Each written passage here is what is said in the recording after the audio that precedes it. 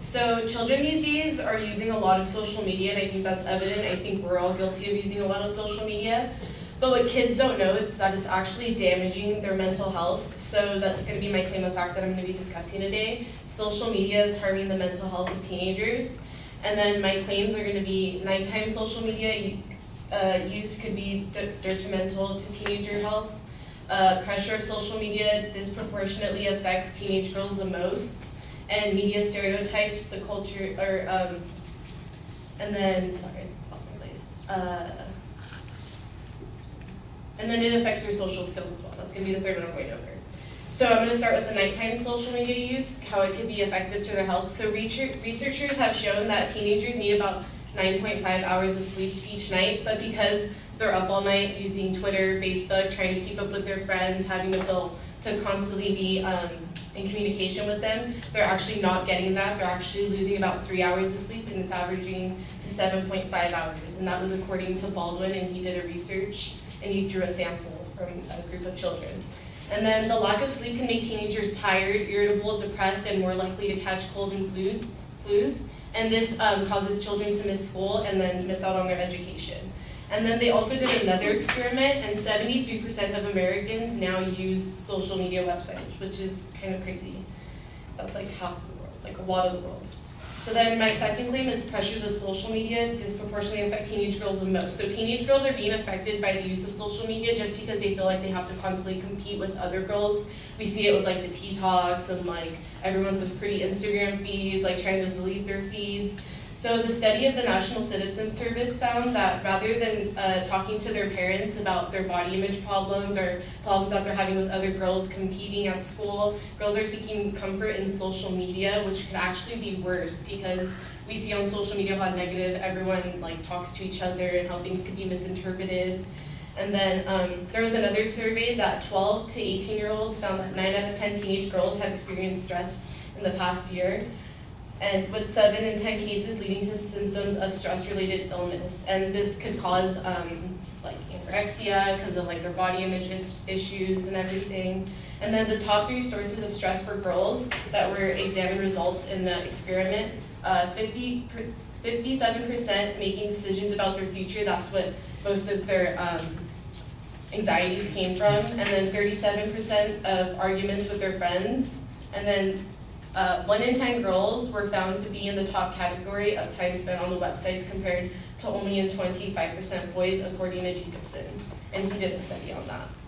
And then how it affects your social skills. So there was a psychologist, and she said,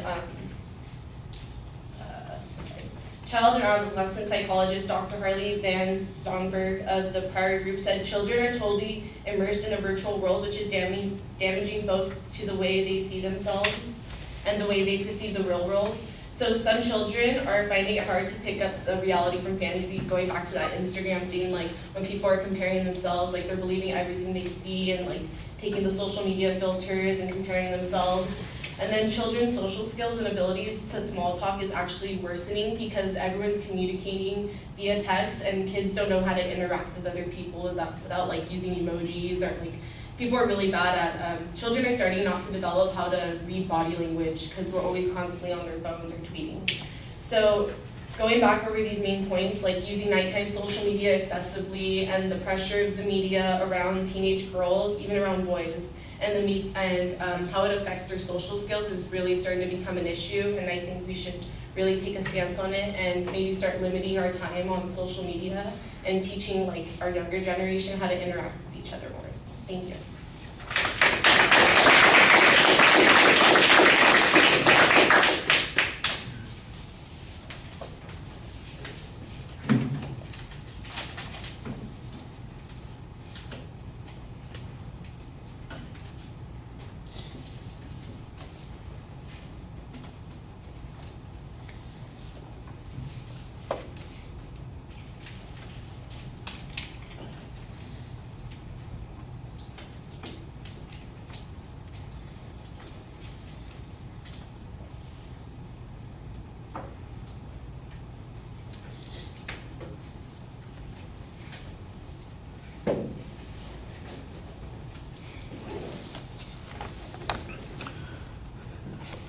All right, Katt, the topic's clear. You've got a statement of the proposition that's easy to see and identify. There is a preview of the secondary structures, although I think on your third point you recognize that you kind of got a little ahead of yourself. I think you were rushing, and as it ended up, it sounded like you had two different secondary claims there. It was a little bit clearer when you got to the body of the speech. Although you didn't have a numerical signpost on that point when you got to it, I could tell what your argument was when you were talking about they lose the ability to do small talk because they're dependent on those other kinds of issues.